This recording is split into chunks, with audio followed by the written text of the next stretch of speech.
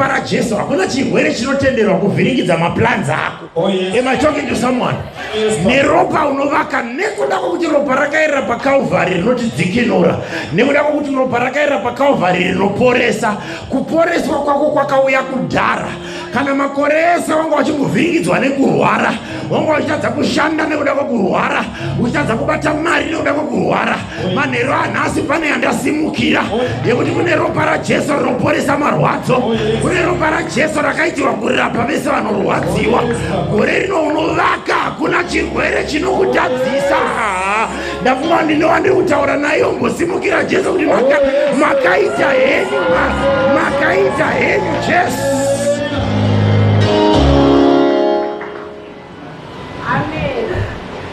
Bekutanga tati mukazora ropa pamadhoo, gore rino zvinovakika, mari dzenyu dziyachengetedzwa. Ngirozi inouraya mashandiro emari iri kujamba padhoo renyu pamari dzenyu. Chechipiri tikati kana paine makore akapfuura uchitadza kuita zvinhu zvinobatika nekuti wairohwa nezvirwere, gore rino, from tonight we are activating the blood of Jesus in your life. Nekuti nemavanga ake takaporeswa.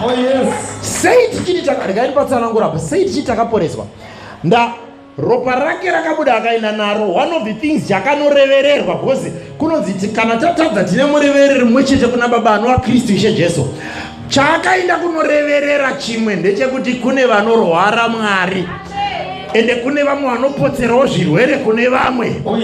Nevamwe vanoroya vamwe vorwara votadza kuita zvavanofanira kuita. But ropa iri randauya naro ngarichivadzikinura. Kureva kuti kudzikinurwa kwako kwakatoitwa usati waroyewa. Nemuroyi wako ngaagara azviziva kuti wakadzivirirwa neropa risingaenzaniswi neremombe. Ndinova ndiri kutaura here panapa. Iye achifamba akatasva zizi kana bere, achifamba akatasva nyoka, kuna ane ropa rinopfuura renyoka, anodzivirira vanofamba naye, vanofamba naye, vanofamba. Ndine munhu anotaura here pano.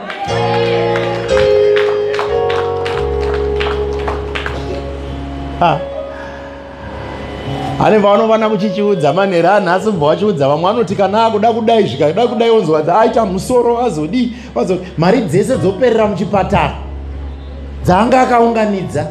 Gore rino hakuna iyoyo. Iti ndakuziva simba riri muropa. Now I know the power that is in the